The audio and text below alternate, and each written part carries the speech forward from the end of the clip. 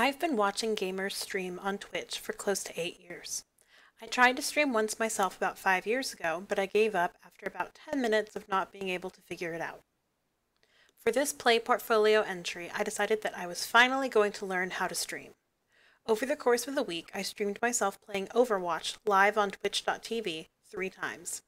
The first 2 days were mostly me figuring out the basics.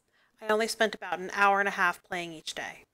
On the third day, I felt like I'd gotten the hang of it and decided to try out some different things to see what worked best. The first thing I had to decide was what software I was going to use to stream.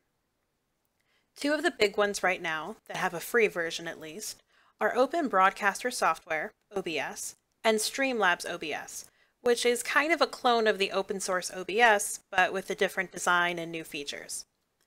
I chose to go with Streamlabs OBS as it had a lot of good reviews and looked easier to use. I really liked how simple the layout of Streamlabs OBS was, and it worked great on my end. However, there were still a lot of technical settings to fiddle with, and I couldn't figure out the right combination to make my streaming smooth for viewers. The video was choppy and would freeze for long stretches at a time. I tried searching for answers to this issue, but most of the answers were talking about frame rate and latency and bit rate, which just confused me more. On the third day, halfway through streaming, I decided to switch gears. My graphics card on my desktop has this program called GeForce Experience, which I'd previously used to record gameplay so I could have videos of some of my best plays in Overwatch. I knew it had a broadcasting feature too, but I'd never touched it. It ended up working really well. The stream was really smooth, and it seemed to capture my gameplay well. There weren't as many options or features as I had access to with Streamlabs OBS, and that was disappointing. However, I didn't feel as out of my depth using it, which made streaming less stressful. I'd eventually like to learn how to use Streamlabs OBS better, and maybe learn what all of those technical terms I encountered mean, but for now GeForce Experience gets the job done. As for use in libraries, I think teens would be very interested in being able to stream on Twitch.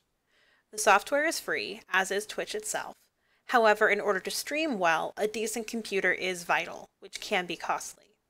Additionally, if multiple teens want to play together and stream, you'll need more than one computer. Streaming software also gives you the ability to stream on YouTube, Facebook, and other platforms. Streaming also requires good and stable internet, so that can also be an issue as some libraries don't always have the best internet. As with any sort of online interaction, there are obviously privacy issues. Anyone can watch any stream on Twitch, although YouTube does give you the ability to make streams available only to certain people who have the link. Additionally, with games like Overwatch, you're playing online with other people, meaning that other players can do whatever they want, or say whatever they want in voice or text chat. There are options to put a profanity filter on the text chat or mute voice chat entirely, but online gaming can sometimes be a cesspit for racist, homophobic, and sexist comments that slip through those filters. People don't seem to believe me when I say I have to listen to a lot of weird shit while playing games because I'm a girl. Sometimes it's funny and other times it's disgusting. So here's a series called Oh My God, a Girl! And all of the other ridiculous shit that I have to listen to. Can you do me a favor and give me a poppy bagel with extra cream, please? Ma'am? Do Miss? you not like us? Oh, after you team killed me twice, I don't think so. Swapping men! I'm a homosexual, so I do not care for the opinions of women. Oh, that's a woman. I thought it was just a 12-year-old. The girl, everybody freak out! Shouldn't be playing this game. This game is a boy game. Oh. You're a girl game.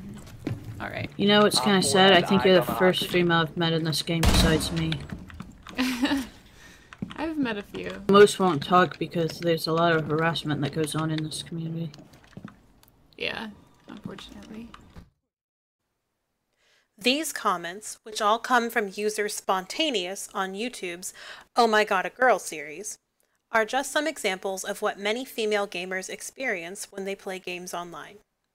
You may have noticed that in one of the clips, the boy who tells her that she's playing a quote-unquote boy game sounds very young.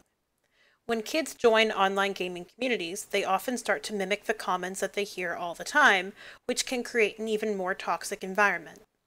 It may be a good idea to start a conversation about the kinds of behavior that can sometimes happen in online games and how to respond to them. For example, you can mute specific players or report players for toxic or inappropriate behavior or speech in many games. All in all, streaming is an exciting new way to engage with people, and it can make gaming more of a social experience. It's definitely become easier too as it's become more mainstream, and there are a number of videos and guides online which provide tips to improve streaming and really get the best out of the experience.